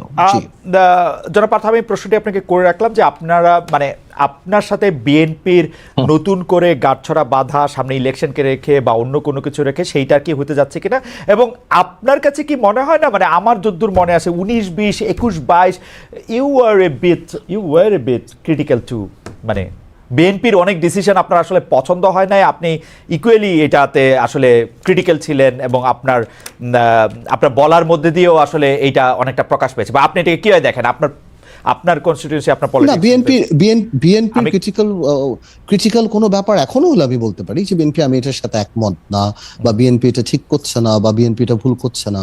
এটার সাথে তো এটা বস্তুনিষ্ঠ সমালোচনা রাজনৈতিক দল হিসাবে আমরা করতেই পারি, সেটার সাথে বড় এটা বিএনপিতে থাকা অবস্থায় আমি অনেক কিছু কিন্তু জোটের অন্য কোন নেতাদের আমরা এটা দেখি না। আমরা আসবো আবার আপনার কাছে। আপনার এটা করে কি আপনার আসলে দলের মধ্যে অবস্থান, মানে আমি যে আলাপটা শুনি সে আলাপটা হচ্ছে এরকম যে যেহেতু শেখ হাসিনা পরিবারের সাথে আন্দালিব রহমান পার্থের একটা সরাসরি সম্পর্ক রয়েছে, সেই জন্য আন্দালিব রহমান পার্থ এই পক্ষকেও যা খুশি বলতে পারে, ওই পক্ষকেও যা খুশি বলতে পারে, কারণ উনার শক্তিটা আলাদা। আমরা এই প্রসঙ্গে একটু আমরা শুনবো। শেষ করি। আচ্ছা ঠিক, আমি তো শেষ করে দিই। আচ্ছা ঠিক আছে, মাহি ভাই বলে আসো। হ্যাঁ, না আমার একটু মাহি ভাইকে শোনার আগেও আমাকে একটু দর্শকদের কথা শুনতে হবে। দর্শকদের কাছে আমরা প্রশ্ন করেছিলাম যে শেখ হাসিনার ভিসার মেয়াদ বাড়ানোর বিষয়টি ভারতের বাংলাদেশের কিছুই করার নেই, পররাষ্ট্র উপদেষ্টার এমন মন্তব্য সঠিক বলে মনে করেন কিনা? শতকরা 75% দর্শক মনে করছেন যে এটি সঠিক না মনে করছেন শতকরা 25% দর্শক, 70,000 দর্শক ভোট দিয়েছেন। মাহি ভাই, ব্যারিস্টার পার্থ কিছু স্পেসিফিক প্রশ্ন আপনার কাছে করেছে যে 2018 সালে আপনি যখন নির্বাচনের এখানে যাচ্ছেন তখন কেউ কি আপনাকে বলেছিল কিনা যে এটা আসলে জাতির স্বার্থে এটি আসলে ঠিক কাজ হচ্ছে না? মাহি ভাই, কোন জায়গাটা আমি একটুখানি ডিসকানেক্ট ছিলাম, পার্থ একদম স্পেসিফিকলি বলেছেন যে 2018 সালে যাওয়ার সময়, ইলেকশনে যাওয়ার সময় বা আওয়ামী লীগের সাথে, রাইট আই রিমেম্বার দুটো জিনিস বলেছে। জি হ্যাঁ, দুটোই বলেছে। না, এটা আমাকে একটু অন্যভাবে বলতে হবে। দুটো জিনিস। আগে পার্থসারথী বলেছে যে রাজনীতিতে এরকম বদনের ভুল সিদ্ধান্ত হলে আবার 120 মাইল ঘুরে রাউন্ড অ্যাবাউট হয়ে ফিরতে হয়, and I do agree with it. 120 mile কেন, 1020 মাইল হয়ে ঘুরতে গেলেও তারপরে you have to take the right decision. সে কারণে যদি 120 এর জায়গায় 1000 মাইল ঘুরেও রাউন্ড অ্যাবাউট, আপনার তো আর অপরিসীম ফুয়েল নাই মাহি ভাই, আপনার তো আর অপরিসীম তেল নাই, আছে ভাই? আমার তেল না থাকতে পারে, আমার জীবনে যতটুকু তেল আছে ওইটুক দিয়ে আমাকে ঘুরে আসতে হবে। যদি দরকারের প্রয়োজনে ক্ষমতাকে সম্পূর্ণভাবে স্যাক্রিফাইস করতে হবে, বাট তারপরও আমাদেরকে একটা রাইট ট্র্যাকে থাকতে হবে যাতে করে পরবর্তী প্রজন্ম অন্তত রাইট ফ্রুটটা পায়। এখানে একটা জিনিস। দ্বিতীয় জিনিসটা হচ্ছে গিয়ে আপনি যদি দেখেন যে আমাকে কেউ তখন বলেছে কিনা, আমি নাম্বার 1 বলবো আমাকে তো পার্থই বলেছে। পার্থের সাথে সমস্ত ব্যক্তিগত বারবার বলছে জিনিসটা সঠিক হচ্ছে না, ভুল হচ্ছে। কিন্তু let us face the fact. আমি আজকে বলেছি আবারও, আমি সম্পূর্ণভাবে আই ওয়ান্ট টু বি, যেটা সঠিক মনে করছি আমি সেটা বলছি। আপনি আনঅফিশিয়াল কথা তো অফিশিয়ালি বলতে পারেন না ভাই ভাই, এটা তো আমি তো, the question was very honest. I gave an honest answer. It's an honest confession. Partha আমার সাথে সমস্ত বৈঠকে বসে বলছে, মাহি ভাই মনে হয় দৃষ্টিতে সঠিক হচ্ছে না, কারণ মানুষের প্রত্যাশা আপনার কাছে ভিন্ন। এবং পার্থকে আমি তখন ব্যাখ্যা দিয়েছি, এবং যেই ব্যাখ্যাটা আমি পার্থর কাছে তখন দিয়েছি, আমি এই ব্যাখ্যাটা এখন জনসম্মুখে দিতে আমার কোনো আপত্তি নেই, because this is the fact. What was the reality in Bangladesh? আজকে আমরা অনেক কথা বলছি, কিন্তু 2024-এর পূর্ববর্তী বাংলাদেশের রিয়ালিটি ভুলে গেলে চলবে না। আমাদের রাজনৈতিক বাস্তবতা ভুল আমরা করেছি, অস্বীকার করার কোনো জায়গা নেই। কিন্তু 2004 সালে বিকল্পধারা থেকে আমরা বিকল্পধারা জন্ম হলো, তখন বিএনপি ক্ষমতায়, তখন কিন্তু বিকল্পধারা রাজপথে আওয়ামী লীগের সাথে যুগপৎভাবে ছিল। তারপরে কিন্তু নিজের দর্শন বিসর্জন দিয়ে সে রাজনীতি জোট বেঁধে নির্বাচন করাটা, সেটার মধ্যে আমি দোষের জিনিস দেখি। যারা বাংলাদেশের রাজনীতি করে তাদের সবার মধ্যে একটা ওয়ার্কিং রিলেশনশিপ থাকতে হবে, সেখানে কোনো সমস্যা নাই। আমরা যুগপৎ আন্দোলন করেছি, আমরা কিন্তু জোট করি নাই, কিন্তু যুগপৎ আন্দোলন ছিলাম। কিন্তু 18 নির্বাচনে বিএনপির সাথে হঠাৎ করে ডক্টর কামাল হোসেন নেতৃত্ব হয়ে যাওয়ার পরে আমাদের সাথে যে দূরত্বতার সৃষ্টি হলো, আর সেই সাথে গত 10 বছরে আওয়ামী লীগের বিরুদ্ধে আমাদের যে অবস্থান ছিল, আজকে বারবার মানুষ আমাকে 16 বছর তো না, আমি পার্থর সাথে আমরা সেই আপনার গণজাগরণ মঞ্চের সময় থেকে প্রতিদিন বিএনপির কোন নেতাও এভাবে রাজপথে সামনের দিকে এগিয়ে এসে মিডিয়াতে এদেরকে চ্যালেঞ্জ করেনি, আমরা যেভাবে তখন চ্যালেঞ্জ করেছি। বেগম খালেদা জিয়াকে যখন তার অফিসে বন্দী করা হয়, তখন সবচেয়ে প্রথম বিএনপি কোন নেতার আগে বদরুদ্দোজা যদি ছুটে গিয়েছেন সেখানে, এবং সেখানে তাদের সাথে আমাদের কোনো জোট ছিল না, because it was the right thing to do. 2018-তে ওই কাজটা আমরা করতে পারি নাই, that is the mistake. But let us call spade spade. এখানে এই জিনিসটা ছিল। আজকে দেখেন বিকল্প দল, ছোট দল, দুই দলের সাথে যুদ্ধ করে আমি টিকা থাকবো, এই সাহসটা আমরা দেখাইতে পারিনি। এই সাহসিকতা না দেখানোর কারণটাই আমি বলছি আমাদের একটা স্বার্থপরের মতো সিদ্ধান্ত হয়েছে।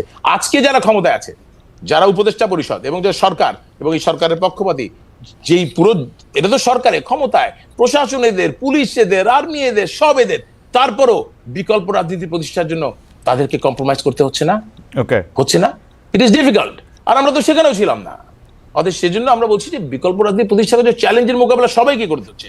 আপনারাও চ্যালেঞ্জ করতেছেন, ইউ চ্যালেঞ্জ এভরিডে। আমি আপনার টক শো দেখছিলাম ওই দিন হাসনাত আব্দুল্লাহর সাথে, I saw the challenge that they had to face. হ্যাঁ, এবং সেখানে এই চ্যালেঞ্জগুলো তাদেরকে মোকাবেলা করেই কিন্তু একটা বিকল্প স্বপ্ন ওটাকে বাস্তবায়নের চেষ্টা করতে হচ্ছে। অতএব এই চেষ্টাটা আমাদেরকে তখন করতে হয়েছে। আজকে যারা বিকল্প রাজনীতি প্রতিষ্ঠার চেষ্টা করছে, ক্ষমতায় থেকে, রাষ্ট্রীয় দায়িত্ব থেকে, প্রশাসন তাদের পক্ষে রেখে আমাদেরকে বিকল্প থাকে একটা ছোট্ট রাজনৈতিক দল হয়ে, এবং সেখানে আমাদের একটা অহিংস রাজনীতির কথা বলে আমাদেরকে 20 বছর বিকল্পধারাকে বিকল্প রাজনীতির কথা বলে রাজনীতিতে টিকে থাকতে হয়েছে। এই সরকার কিন্তু মাত্র 5 মাস গেছে, যদি 5 মাসে তাদের চ্যালেঞ্জের মোকাবেলা করতে হচ্ছে। অতএব দ্য থিং ইজ, সবসময় লড়াই করে সবকিছু হয় না। হ্যাঁ, কিন্তু তারপরও আমি আবারও বলছি, I am not trying to explain যে 18 সিদ্ধান্ত আমাদের সঠিক ছিল। 18 সিদ্ধান্তে আমাদের সঠিক কাজটি হতো, যেটা পার্থ বলেছে, হয় আমাদের নির্বাচন বর্জন করা উচিত ছিল, অথবা নিজের মতো করে এককভাবে নির্বাচনে গিয়ে সম্মানের সাথে পরাজয় বরণ করা উচিত ছিল। এই জায়গাটা আমরা তখন সাহস করতে পারি নাই, এবং এই সাহসিকতা না দেখানোটাই আমাদের সবচাইতে বড় দায় ছিল। সাহসের প্রসঙ্গে আমি একটু জনাব আব্দুল রহমান পার্থ আপনার কাছে যাই, যে আপনি অনেক জায়গায় আপনার সাহসের প্রশংসা পান, কিন্তু পাশাপাশি এই জিনিসটা আপনার কাছে, তো আপনিও নিশ্চয়ই অনেকবার শুনেছেন যে আপনার আসলে কোনো কিছু কেয়ার করতে হয় না, কারণ হচ্ছে যে আপনি সাবেক ফার্স্ট ফ্যামিলির খুবই নিকটাত্মীয়, অন্যদিকে আপনি যে রাজনীতিটা করছেন সেটা আবার আপনি বিএনপির সাথে ঘনিষ্ঠ, আবার পুরোপুরি বিএনপিও করছেন না। আপনার সাহস দেখানোর কারণ কি আসলে এইটা, নাকি আপনি কিভাবে এটা ব্যাখ্যা করেন? যে সাহস মাই ভাই দেখাতে পারেন না, সেই সাহস আপনি সহজেই দেখালেন, এটার পেছনের কাহিনীটা আমরা একটু শুনতে চাচ্ছি। না এইটা এই কথাগুলি আসলে তারা বলে যারা আমাকে আর অন্যভাবে ছোট করতে পারে না। মাহি ভাইও জানে what I have been through, আমি জানি, মাহি ভাই জানে আমি 2বার জেলও খেটেছি, মামলা হয়েছে, আর আমি করি। তো আমি তো শুধুমাত্র আওয়ামী লীগের ব্যাপারে না, এটা তো এই যে ইউনূস সাহেব আসার পরেও তো আপনি লক্ষ্য করেছেন, I was the first person to say যে জগ আর মগ নাড়ানোর জন্য তো আর ইউনূস সাহেব আসে নাই। আমি ওই দিনও পাবলিক মিটিং এ বলেছি যে আওয়ামী লীগের মাথা 17 বছরে শেষ হয়েছে, তোমাদের মাথা শেষ হতে 17 মিনিট লাগবে না। তো আমার কথা ছিল যে আমার ব্যক্তিত্বটাই এমন যে আমি এভাবে কথা বলি। তো এটা কি আসলে সাহস হলে এমন বা অসাহসের ব্যাপার? এটা হলো যারা ওই আমাকে অন্যভাবে আর কি ডিমিন করার উপায় পায় না, তখন তারা ফ্যামিলি কার্ডটা খেলে। বাট ওরা যদি দেখে আমিও 9 দিন রিমান্ডে ছিলাম, জেলে খেটেছি, আমিও পালিয়ে বেরিয়েছি, আমিও এর আগেও জেল খেটেছি, এবং সব দিক থেকে এখন কেউ যদি মনে করে আমাকে নর্মাল একটা ইউনিয়ন বা ইসের কর্মীর মতো ধরে নিয়ে যে পিটিয়ে একদম হাত পাও ভেঙে দিবে, আমার মনে হয় জাতীয় পর্যায়ের নেতাদের তো এগুলি আওয়ামী লীগ করে নাই, যদি করতে হয়তো সেটাও ফেস করতে হতো। কিন্তু আসলে জিনিসটা এরকম আমার মনে হয় যারা এই কথাগুলি বলে ওনাদের বোঝা উচিত এক একটা মানুষের ব্যক্তিত্ব এমন থাকে। আবার এই সরকারকে আমি 100% সাপোর্ট করছি, এবার বস্তুনিষ্ঠ সমালোচনা করার জায়গায় করছি। আমি বিএনপিকেও যখন ছেড়ে দিয়েছিলাম, আওয়ামী লীগে আমি যাইনি, অনেকে মনে করতো তখন এই বুঝে আওয়ামী লীগে চলে যাবে এই আত্মীয়, এবং যখন ফারুক সাহেব মারা গিয়েছিল অনেকে মনে করেছিল আমি গুলশানে নির্বাচন করব, সেখানে আমি হিরো আলমকেও সাপোর্ট করেছি। সো তাও আমি যাইনি। সো আমার পার্সোনালিটিটাই জানি কেন জানি খালেদ একটু এই টাইপের, এটা মাহিবাইও জানে। আপনি যেহেতু কথাটা তুললেন সেইটা খুবই ইন্টারেস্টিং যে আপনি আসলে হিরো আলমকে সাপোর্ট করে দিলেন এবং হিরো আলমকে বিভিন্নভাবে সামনে নিয়ে আসলেন, এবং পুরো ইলেকশনটাকে একটা, আমি যদি বলি যে এটাকে একটা প্রায় ফার্স আপনি বানায় দিলেন। এটা কি আপনি এটাকে আপনি একটা আপনি এখন এটাকে আসলে কিভাবে দেখেন, হাউ ইজ দ্যাট? না, জিনিসটা আসলে এরকম ছিল না। জিনিসটা ছিল আপনারা হয়তো হিরো আলমকে বলছেন, কিন্তু হিরো আলমের ওই কোয়ালিটিটা দেখেন যে আওয়ামী লীগের কাছে বিক্রি হয় নাই হিরো আলমকে আপনি তার বেড়ে ওঠা বা তার পার্সোনালিটি দেখে যথেষ্ট আপনি প্রশ্ন করতেই পারেন। কিন্তু কিছু কিছু জায়গায় আমি যখন দেখেছি যে আওয়ামী লীগের কোটি টাকার কাছেও বিক্রি হয় না, বা সাহসের সাথে যেভাবে ফেস করেছে, বাংলাদেশে অনেক স্ট্যাবলিশ রাজনীতিবিদদের চেয়েও তাকে আমার ওই জায়গাটা আমাকে অনেক টাচ করেছে। ওকে, আপনি হয়তো তার অ্যাপিয়ারেন্স, তার যোগ না অ্যাপিয়ারেন্স না, কিন্তু উনি আবার বগুড়ায় গিয়ে লেখাপড়ার প্রসঙ্গ তুলে আবার বিএনপি নেতৃত্বকে প্রসঙ্গ করে, যেইখানে আমি কিন্তু একটা কথা বলি, তার রাজনৈতিক মেধা, তার ক্যারেক্টারিস্টিক, এইটা কথা বলছি না, বাট আমি ওই সময় দেখেছি he had an option to be bought by Awami League, which he didn't evade. সে ওইটা করে নাই। সো ওই জায়গাটার কথা বলছি। ওনার পার্সোনালিটির কোনো ফ্যান আমি না, বা আমি ওইটা বলছি না ও পরে কি করছে এর নামে মামলা, ওইটা ওনার পার্সোনালিটি। বাট ওইটা করার কারণটা বা সাপোর্ট করার কারণটা ছিল যে আওয়ামী লীগ এমনি পলিটিক্সটাকে অনেক কোয়েশ্চেনেবল করে দিয়েছে, এবং আরাফাত যত পাকনা কথা বলতেন ওই সময়, I am sorry for my language, but like তার থেকে কথাবার্তা বলতেন। তো আমি চিন্তা করছিলাম যে উনি ভোট চুরি করে এমনি চলে যাবে, তো রাদার এখানে একটু এনজয়মেন্ট বা একটু এন্টারটেইনিং কিছু যদি এবং কেমন ছিল এটা, এবং এটা কেমন ছিল ফাইনালি? তো হিরো আলম তো একদম জাতিসংঘে চলে গিয়েছিল। ওকে, এই পর্যন্ত চলে গেছে। আমি মাহি ভাইকে দিয়ে একটা প্রশ্ন শুরু করতে চাই, যেটার উত্তর আসলে আমরা একটু পার্থের কাছেও একটু আশা করবো। এটা কমন প্রশ্ন আপনাদের দুজনের জন্য। সেটি হচ্ছে যে এরকম পাকিস্তান একটা ভালো উদাহরণ না, পাকিস্তান তো অনেক রকম ঝামেলার মধ্যে দিয়ে গেছে, সংবিধান হইতে দেরি হয়েছে, বহু সামরিক শাসন হচ্ছে, কিন্তু ইমরান খান কিন্তু মুসলিম লীগ আর পিপলস পার্টির প্রাধান্য খর্ব করে তেহরিকি ইনসাফকে পাকিস্তানে একটা বড় দল করতে পারছেন আর কি। এটাতে নিয়ে বাংলাদেশে আওয়ামী লীগ ও বিএনপির বাইরে বিকল্প কোনো দল রাজনৈতিকভাবে সেভাবে বড় হওয়ার একটা সম্ভাবনা কি আপনারা দেখেন? তবে এখানের মধ্যে একটু বইলা রাখা ভালো যে পাকিস্তানের ব্যাপারটা তো হচ্ছে যে ওরা জানি কেমনি করে বলে 3A মনে হয়, যে আলেম, আর্মি, আরেকটা জানি কে, যে ওরকম আর্মি, বিশেষ করে আর্মি যারা ব্যাক করে তারা একটা বড় দলের মধ্যে এটা আসলে পরিণত হয়। আপনারা এরকম কোনো কিছু দেখেন কিনা? এই সরকারের মধ্যে এখন যারা আছেন, আমরা শুনতেছি নতুন দল হবে, সেটাও সেরকম দেখেন কিনা? মাহি ভাইকে আগে শুনি, তারপর আমরা পার্থকে শুনবো এই ব্যাপারে। জি, থ্যাংক ইউ। আমি পাকিস্তানের বিষয়টা আসছি, কিন্তু এর আগে পার্থ অনেকগুলো গুরুত্বপূর্ণ কথা বলছি, আমি 30 সেকেন্ডে শেষ করবো। একটা হচ্ছে কি, যে জিনিসটা বলেছে আপনি, যেটা পার্থের সম্পর্কে যেটা বললেন, যে অনেকে বলে যে ফার্স্ট ফ্যামিলির সাথে তার সম্পর্ক ছিল, আসলে কি খালেদ ভাই, আমি তো আজকে একটু it could be a little dangerous, because আমি ওই একেবারেই খোলা মন নিয়ে কথা বলছি তো আজকে, এবং খোলা মন নিয়ে বলবো, তবু আমি চেষ্টা করবো যে যতদূর পর্যন্ত পাবলিক ডোমেইনে বলা যায় সেগুলি আমি বলছি। কিন্তু সত্যি কথা বলতে আজকের আপনার এই টক শোটা যদি আমার আর পার্থর মাঝে মাঝে রাত্রেবেলা কিন্তু অনেক গভীর রাত পর্যন্ত আলোচনা হয়, সেই আলোচনা যদি আপনি আপনার রেকর্ডে করতে পারতেন তাহলে সেটা যে কি হতো আমি জানি না আসলে। হ্যাঁ, বিকজ সেখানে আমাদের সত্যিকারের সত্যানুসন্ধান, আমাদের মনের কথা, আমরা আসলে কি চাই সেগুলো জানে। পার্থ বারবার যে বলছে যে মাহি ভাই জানে, it is correct.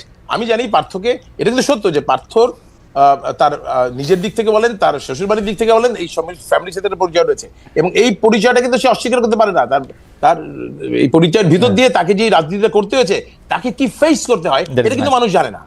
It is people don't understand that. এটাকে ফেস করে কিন্তু পার্থ বারবার রাজনীতিটা করেছে, প্রতিবাদ করেছে, মুখর হয়েছে প্রতিবাদে, আবার তারপর তার পরিবার, তার ঘর, তার শ্বশুর বাড়ি সামালও দিতে হয়েছে। It is a challenging job. এটাকে সমালোচনা না করে সত্যিকারের বাস্তবে দেখা হয়। But at the same time let me say this, Partha যেমন বলছে মাহি ভাই জানে, আমি বলি পার্থ ভাই অনেক কিছু জানে। হ্যাঁ, যে মাইবাকে কেন 2018 সালে নির্বাচন করতে হয়েছে, আমি নিজের কথা বলেছি। হ্যাঁ, এবং কোন পরিস্থিতি আমাকে মোকাবেলা করতে হয়েছে, নির্বাচনের সাথে সাথে কিভাবে মাহি ভাই আওয়ামী লীগ সরকারের চাপের মধ্যে পড়েছে, কি আমার বিরুদ্ধে ষড়যন্ত্র করা হয়েছে। আমি এগুলো বলি না আজকে, বিকজ তাহলে বললে মনে হবে যে আমি নিজেকে বলার চেষ্টা করছি আমার কোনো উপায় ছিল না। আমার অবশ্যই উপায় ছিল, আমার সাহসিকতা দেখা দরকার ছিল, সেটা বলেছি। এই জন্য আমি ভুল স্বীকার করেছি। এবং আপনি দেখেন, আপনি এভাবে দেখতেই পারেন যে সমস্ত দোষ গত 54 বছরের বাংলাদেশের রাজনীতির সমস্ত রাজনীতিবিদদের কারো কোনো দোষ নাই, সমস্ত দোষ শুধুমাত্র মাহি চৌধুরী। তার থেকে স্বীকার করে নাই। এভাবে আপনি দেখতেই পারেন বিষয়টাকে, যে রাজনীতি কেউ স্বীকার করে নাই, তাদের ভুল স্বীকার করার কিছু ছিল না। যা ভুল রাজনীতিতে হয়েছে, মাহি চৌধুরী হয়েছে কিন্তু আল্লাহর রহমতে, আল্লাহ তাআলার রহমতে হাতে রক্তের দাগ। 30 সেকেন্ড আমার মনে হয় যে আমার বক্তব্য আপনার পরিষ্কার ভাই মানে তেহরিকে ইনসাফের বিষয়টা না তেহরিকে ইনসাফ এখন আজকে এসে তেহরিকে ইনসাফ একটি রাজনৈতিক ভিত্তির উপর দাঁড়িয়েছে, জনভিত্তির উপর দাঁড়িয়েছে। তেহরিকে ইনসাফ প্রথমে যখন তারা রাষ্ট্র ক্ষমতা এসেছিল নির্বাচনের মাধ্যমে, তখন তাদের জনভিত্তির চাইতে সেনাবাহিনীর ভিত্তি অনেক বেশি ছিল। সেনাবাহিনীর ভিত্তির উপর দাঁড়িয়ে বাংলাদেশে এরকম হয়েছে, আমাদের এরশাদ সাহেবের দল তৈরি হয়েছে সেনাবাহিনীর ভিত্তির উপর। এই মুহূর্তে বাংলাদেশের, আমি যেটাকে আমরা প্রজন্ম কি বলে, জন আকাঙ্ক্ষা, বিপ্লব, চেতনা, এগুলি না বলে আমি বলি এখন একটা প্রজন্ম আকাঙ্ক্ষার জন্ম হয়েছে। এবং এই প্রজন্ম আকাঙ্ক্ষায় আমরা অনেকেই এই 24-এর গণ অভ্যুত্থানের প্রজন্ম আকাঙ্ক্ষার সাথে কানেক্ট করতে পারছি না, অনেকেই পাচ্ছি না, বড় বড় রাজনৈতিক দলগুলোও পাচ্ছি না। এবং এটা না পারার ফলাফল কিন্তু শুভ হবে না। এটাও কিন্তু আমার সাথে পার্থর অনেক আলোচনা হয়েছে। আজকে বিএনপি অনেক বড় রাজনৈতিক দল, এই অভ্যুত্থানের মাধ্যমে বিএনপির জন্য কিন্তু একটা বিশাল ইতিহাস সৃষ্টি করার সুযোগ সৃষ্টি হয়েছে। আর সেই ইতিহাস বিএনপি সৃষ্টি করবে কিনা, কানেক্ট করবে কিনা, বিএনপির রাজনীতি নির্ভর করবে। আজকে জামাতের সামনে একটি সুযোগ সৃষ্টি হয়েছে। জামাত তার সেই জায়গাটায় দাঁড়িয়ে আজকে নিজেকে ব্যাখ্যা করবে কিনা, 71-এর সাথে কানেক্ট করতে পারবে কিনা। অতএব আমি মনে করি এখানে আজকের বাংলাদেশের যেই বাস্তবতা, এই বাস্তবতায় যে প্রজন্ম আকাঙ্ক্ষা, এই প্রজন্ম আকাঙ্ক্ষার বাইরে যাওয়ার কোনো সুযোগ কারো নাই, সেনাবাহিনীরও নাই। অতএব এখানে প্রজন্ম আকাঙ্ক্ষার মাধ্যমে বাংলাদেশে যে পরিবর্তন আসার, সেই পরিবর্তন আর চলে আসছে। We are probably some of us in a denial. এই ডিনায়াল থেকে বেরিয়ে এসে এটাকে গ্রহণ করে, ভুল স্বীকার করে সামনের দিকে এগিয়ে যাওয়া ছাড়া আমাদের কারোরই মনে সামনে কোনো রাস্তা খোলা নেই। আমরা একটু জনাব আদালির রহমান পার্থের কাছে শুনবো। জনাব আদালির রহমান পার্থ, আপনি একটু বলবেন কিনা যে এই সময় আপনি এটা কিভাবে দেখেন, তেহরিকে ইনসাফ, এবং আপনি পুরোটা জানেন সেটা। আমরা একটু মনে করে দিতে চাই যে চ্যানেল 24 আমাদের যে অনুষ্ঠানটা দেখাচ্ছিল, আমরা চ্যানেল 24-কে তাদের টপ অফ দ্য আওয়ার নিউজের জন্য তারা চলে যাবে, কিন্তু আমরা আরেকটু বেশি সময়, হয়তো 2-1 মিনিট বেশি সময় আপনাদের সঙ্গে থাকবো। আমি আগে সেই জন্য ঘোষণা দিয়ে রাখলাম চ্যানেল 24 সেটা যাওয়া। আমি জনাব আদালির রহমান পার্থ, আপনাদের সঙ্গে কথা বলা, বিশেষ করে আপনার সঙ্গে কথা বলা তো সবসময় আমার জন্য খুবই আনন্দদায়ক। আপনার সাথে কিছু আনন্দ শেয়ারও করতে চাই। মাহি ভাই এখানে আসেন তো আনন্দ আরও একটু বাড়লো। জনাব ইউনিটি স্ট্রেংথ, উনি আমাদের একজন দর্শক, উনার নাম ইউনিটি স্ট্রেংথ। উনি আমাকে বলেছেন যে খালেদ, তুই আমার সামনে আসতে পারবি, তোকে আপ্যায়ন করতে চাই। ইন্টারেস্টিং। জনাব আদালির রহমান পার্থ, আমরা একটু পাকিস্তানের তেহরিকে ইনসাফ এবং এটি একটু শুনতে চাইছিলাম। আপনি এমন একটা মানুষের আগে আর্মিটা বাদ দিয়ে আপনার আগে বুঝতে হবে ইমরান খানকে। ইমরান খান যখন জেমিমার সাথে ডিভোর্স হয়, সেই সেটেলমেন্টের 5 না 6,000 কোটি রুপি উনি নেননি। আপনার the difference between Imran Khan and Tendulkar is Tendulkar তার ফেমকে ইউজ করছে নুডলসের অ্যাডভার্টাইজমেন্ট করার জন্য। আর Imran Khan has realised it that this is for the betterment of the people. Allah তাআলা যে আপনাকে একটা ফেম দেয়, আপনাকে যে টাকা দেয়, আপনি টাকা দিয়ে মদের দোকানও করতে পারেন, মাদ্রাসাও করতে পারেন, স্কুলও করতে পারেন, ওষুধের ফ্যাক্টরিও করতে পারেন। So Imran Khan is a person who realised, এবং তার প্রত্যেক কথায় আল্লাহর কথা, আমি যেটা বিশ্বাস করি, আমি আমার জায়গা থেকে বলছি, হয়তো এই কথা অনেকে বলছেন, যে আল্লাহর কথা, নবীর কথা, রসুলের কথা, খলিফাদের কথা, ওনার যে লাইফস্টাইল, এবং আমি মনে করি এটা একটা স্পিরিচুয়ালিটি আসে, এখানে একটা ডিভাইন ব্যাপার আসে, যার কারণে ইমরান খান এই মুহূর্তে, যদি আপনি পৃথিবীতে অরিজিনালি প্রাইম মিনিস্টার আর লিডারদের কথা বলেন না, এই মুহূর্তে পৃথিবীর সবচেয়ে জনপ্রিয় ব্যক্তি যদি আপনি ধরেন, তাহলে ইমরান খান। এবং সবাইকে মিলিয়ে যদি আপনি রাজনৈতিক নেতা যদি হিমালয় হয়, তার চেয়ে 10 ফিট উপরে ইমরান খান। সো ইমরান খানের ব্যাপারটা, পাকিস্তানের প্রাইম মিনিস্টার হোক আর না হোক, টু সাম পিপল সে জিন্নার চেয়ে উপরে উঠে গিয়েছে। So the sacrifice he made, the fighting he did, and he's not very political. দেখেন, ওর কোনো সেকেন্ড ম্যানের নাম কিন্তু আপনি জানেন না। সো ইনস্টিটিউশন কিন্তু সে বানাতে পারে নাই। তেহরিক ইনসাফের চেয়ে বড় সে। অনেকে ইমরান খানকে চিনে, তেহরিক ইনসাফকে চিনে না। সো আপনি যদি টিপিক্যাল পলিটিশিয়ানের কথা বলেন, তাহলে কিন্তু ওই সংগঠন উনি বানাতে পারেননি। কিন্তু ওনার personality so larger than life. উনি যেভাবে একটা ধরনের লাইফস্টাইল থেকে, উনি ওনার মার নামে হসপিটাল থেকে আরম্ভ করে, এবং শওকত খান থেকে, এবং উনি ওনার জীবন, ওনার নিজেকে যেভাবে পরিবর্তন করে আসছে, এবং উনি যেভাবে ইসলামকে, ইউনাইটেড নেশনে ইসলামকে, জঙ্গি ডেফিনেশনকে, এবং নবী করিম সাল্লাল্লাহু আলাইহি ওয়াসাল্লাম that lives in our heart, এবং when you say something about that, it touches the heart. Well, ওনার এই কথাটা বা backed by army বা whatever হয়েছে, বাট আমি মনে করি Imran Khan is larger than life. আপনি হয়তো বলতে পারেন I'm a big fan of Imran Khan, there's no other way যে কেন হব না, বাট আমি মনে করি লিডারশিপের উপরে অন্য জায়গায় উনি পরিষ্কার। জনাব আদিলুর রহমান পার্থ, এইটি আপনাকে দিয়ে আমি প্রশ্নটি শুরু করতে চাই, তারপর আমি মাহিবের কাছেও এই ব্যাপারে জানতে চাই, আপনার টেকটা আমরা একটু শুনতে চাই, যে বাংলাদেশ সরকার যখন, আমরা যেটি নিয়ে আসলে পোল করেছিলাম, যে বাংলাদেশ সরকার যখন শেখ হাসিনা পাসপোর্ট বাতিল করলো, তখন আমরা খবর পেলাম ভারতে শেখ হাসিনার অবস্থানের সুযোগ আরও বৃদ্ধি করা হয়েছে। এ থেকে ভারত আসলে কি বার্তা দিতে চাইলো? What is your take? Partha, আমরা আপনাকে আগে শুনে তারপর আমরা জনাব মাহিকে শুনবো। আপনি জানি কি বললেন, আমাদের সেক্রেটারি কি বলেছে, যে আমাদের কোনো কমেন্টস নাই। প্রতিক্রিয়ায় আমাদের পররাষ্ট্র উপদেষ্টা জনাব মোহাম্মদ তৌহিদ হোসেন বলেছেন, এক ধরনের অসহত্য প্রকাশ করেছেন উনি। উনার কোটটা হচ্ছে, আমরা কি করতে পারি। I mean, that is so sad যে আমাদের এক্সিকিউটিভরা, ব্যুরোক্র্যাটসরা এইভাবে এই জবাবগুলি দেয়, যে আমরা কি করতে পারি, যে আমরা হেরে গেলাম। This is very sad. হ্যাঁ, he's very sad. Anyways, তো ভারত তো অফকোর্স সাবেক প্রধানমন্ত্রীকে সাপোর্ট দিয়েছেন, এবং পাসপোর্ট থাকুক, পাসপোর্ট না থাকুক, আমার বিশ্বাস, আমার যতটুকু ধারণা, যে ভারত সাবেক প্রধানমন্ত্রীকে সেখানে রাখবেন। ভারত এখানকার সরকারের সাথেও আপনার সম্পর্ক ডেভেলপ করে টু দ্য পয়েন্ট দেখতে চাবেন, যে এই সম্পর্ক তো একদম নিউলি ডেভেলপড, যে কতখানি এটা ম্যাচিওর করা যায়, কতখানি এই সরকারকে বিশ্বাস করা যায়। বাট ভারতের জন্য সাবেক প্রধানমন্ত্রী যে কাজগুলি করেছেন, বা যে সম্পর্ক মেনটেন করেছেন, যে স্টেবিলিটি ভারতে ছিল, আমি শিওর ভারত যদি ওনাকে ডিজাউন করে, তাহলে আগামীতে ভারতের হয়ে কেউ কাজ করবে না। তো আমার মনে হয় ওই example, Bharat being a hegemony, বড় কান্ট্রি, বড় দেশ, আমার মনে হয় ভারত এটা রাখবে। So it is not significant passport থাকলো না থাকলো, কি দিল বা না দিল। উনি সাবেক প্রধানমন্ত্রী ওই দেশে আছেন, এবং আমার মনে হয়, আমার যতটুকু ধারণা, যতটুকু আমি বুঝি, যে ভারত ওনাকে ওখানে রাখবেন। ওকে, মাহি ভাই, আমরা আসলে সময় শেষ। আমরা আপনার কাছ থেকে 1 মিনিট এই প্রসঙ্গে শুনতে চাই, যে ভারতে যে শেখ হাসিনা আছেন, ভারত তার থাকার সুযোগ সুবিধা আরো বৃদ্ধি করতেছে, এটা দিয়ে ভারত কোনো বার্তা দিতে চাচ্ছে কিনা? এক নম্বর হচ্ছে গিয়ে, আমার মনে হয় যে যেটা সবচেয়ে বেশি গুরুত্বপূর্ণ এখানে বিষয়টা হচ্ছে গিয়ে, ভারত আমাদের সাবেক প্রধানমন্ত্রীকে তার দেশে রাখবে কি রাখবে না, তার ইন্টারনাল পলিসি কি হবে, এটা নিয়ে আমার কোনো মাথা ব্যথা নেই। ভারত তার ব্যক্তিগত ব্যাপারে, আমি ভারতের নিজস্ব বিষয়ে তাদের কি সিদ্ধান্ত হবে সেটা নিয়ে আমার চিন্তার কিছু বিষয় নেই। ভারত আমাদের কি কি বার্তা দিতে চাচ্ছে, তার থেকে বেশি গুরুত্বপূর্ণ বাংলাদেশের এই প্রজন্ম ভারত কি বার্তা দিয়েছে, সেই জায়গায় রিয়েলাইজেশনটা ভারতকেও আসতে হবে। আপনাকে বুঝতে হবে যে আমাদের আজকের এই যে প্রজন্ম, আমাদের নেতৃত্বে যারাই থাকুক না কেন, রাজনীতিতে যারা আছে অথবা থাকুক না কেন, বাংলাদেশের 75% অফ দ্য পপুলেশন যাদের জন্ম হচ্ছে বাংলাদেশের স্বাধীনতার পর, including you mister Khaled Mohiuddin এবং পার্থ। আমার বরং স্বাধীনতার কয়েক মাস আগে, আর বুদ্ধি হতে হতে আমিও কিন্তু বাংলাদেশ ছাড়া আর কিছু চিনিনি। এই প্রজন্ম সারা জীবন একটা স্বাধীন সার্বভৌম রাষ্ট্রে জন্মগ্রহণ করেছে, স্বাধীন চেতা প্রজন্ম, এবং তাদের মধ্যে কোনো দাস মনোবৃত্তি নাই। ভারত এই যে একটা জেনারেশনাল চেঞ্জ বাংলাদেশে এসেছে, এটা প্রতিবেশী রাষ্ট্র হিসেবে ভারতের কাছে একটা বার্তা, ভারত যদি সেটা বুঝতে পারে, প্রজন্মকে বুঝতে পারে, তাহলে ভারত সেভাবেই তাদের ইন্টারনাল পলিটিক্সকে সাজাবে, এটা আমার প্রত্যাশা। এবং আমি মনে করি যে প্রতিবেশী হিসেবে তাদের সাথে একটা সুন্দর সুন্দর সম্পর্ক, একটা মিউচুয়াল আন্ডারস্ট্যান্ডিং আমাদের জন্য অত্যন্ত জরুরি, এর মধ্যে থাকতে হবে। বাট লেট আস আন্ডারস্ট্যান্ড যে ভারত এই ডিরাইলটার মধ্যে মানে এখনো আছে।